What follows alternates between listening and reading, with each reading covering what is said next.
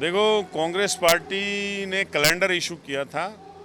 जो 20 डिस्ट्रिक्ट हमारी जे.एंड.के में है, उन 20 की 20 डिस्ट्रिक्टों में हमने वर्कर्स मीटिंग रखी है, जिनमें block presidents, block committees, booth level presidents, district committees, district presidents और स्टेट लेवल के जो पीसीसी मेंबर है हमारे, वो हर डिस्ट्रिक्ट के हमने बुलाए।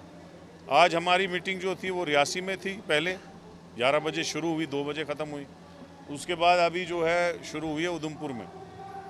मुझे लगता है जिस हिसाब से हम चल रहे हैं, जिस हिसाब से एक साल में हमने मेहनत की, बाकी पार्टियों से भी लोग जोड़े, जिसमें हमारी पार्टी से डीएपी अलग हुई थी, डेमोक्रेटिक आज़ाद पार्टी, 60-70% लोग उनके वापस आ गए कांग्रेस में।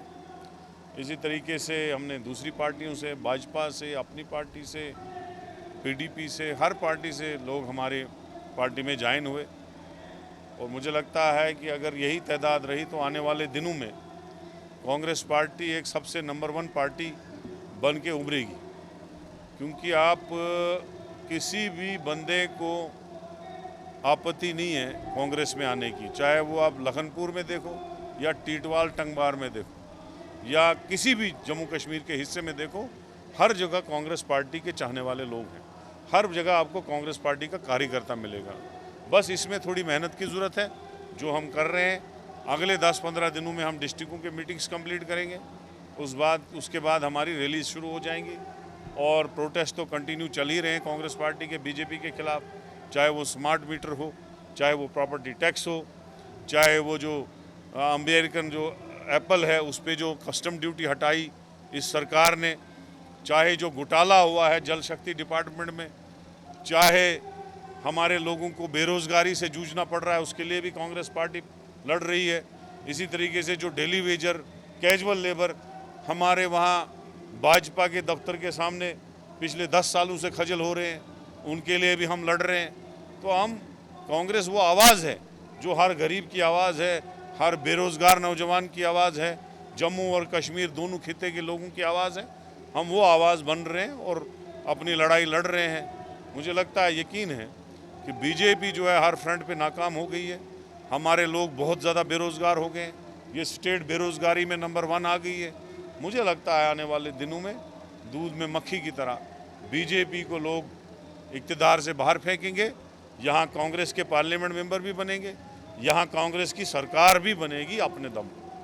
देखो, ऑल पार्टीज़ मीटिंग जो है वो लाइक माइंडेड पार्टीज़ की मीटिंग है। चाहे गुलाम नबी साहब हो, चाहे अल्ताफ़ बुखारी साहब हो, चाहे सज्जाद गनी लोन साहब हो, वो सारे लोग एसोसिएट हैं बीजेपी के। वो पार्टियां बीजेपी की एसोसिएट पार्टी हैं, वो बीजेपी की एक एक्सपेरिमेंटल पार्टियां हैं। तो उनसे कहा हम मीटिंग करेंगे जो उन्हीं के साथ मिली हो।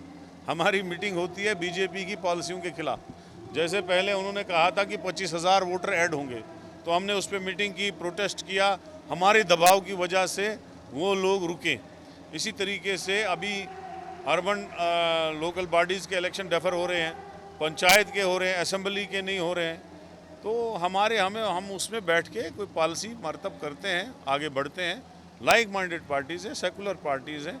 उसमें लाल सिंह की पार्टी भी है, उसमें एनसीपीडीपी भी है, कांग्रेस भी है, शिवसेना भी है, तारगामी साहब की सीपीएम भी है, अवामी नेशनल कॉन्फ्रेंस भी है। बहुत सोशल ऑर्गेनाइज नहीं, मैं नहीं फ़ोन करता हूँ। फारूक साहब के रेजिडेंस पे 3 तारीख को मीटिंग है। कांग्रेस पार्टी इंडिया अलायंस का हिस्सा है, उनके साथ चलते हैं हम। वो हमारी लाइक माइंडेड पार्टीज़ है और अच्छी मीटिंग होगी। बीजेपी के एसोसिएट पार्टीज़ के साथ हमारी कोई मीटिंग नहीं।